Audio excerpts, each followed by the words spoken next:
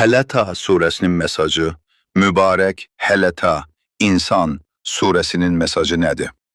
Mübarək hələta surəsinin əhvalatını hamımız bilirik.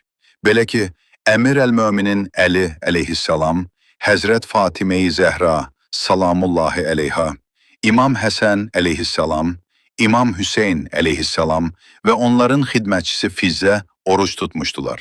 Birinci gecə iftar etmək istədikdə bir kasıb, ikinci gecə bir yetim, üçüncü gecə isə bir əsir gəlir və hər üç gecə iftar yeməklərini onlara verirlər. Bunu hamımız bilirik. Amma görəsən, o ələbi hərəkət və yaradıcılığı nə idi ki, ayə nazil oldu və buyurdu?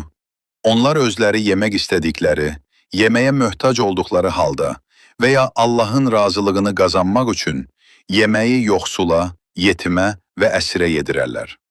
Yoxsulu və yetimi anlayırıq, amma əsir kim idi? Mədinədə müsəlman əsir yox idi. Bəs bu əsir kim idi? İndi aydın olur ki, Əli kimdir? Buyurur, bizimlə və Peyğəmbərlə əleyhissalam döyüşə gələn bütpərəst əsir düşdükdən sonra ölkəmizdə ac qalmamalıdır. Bu Əlidir. İndi aydın olur ki, biz ziyarətgaha gedəndə nə üçün ziyarətgahın qapı divarını öpürük?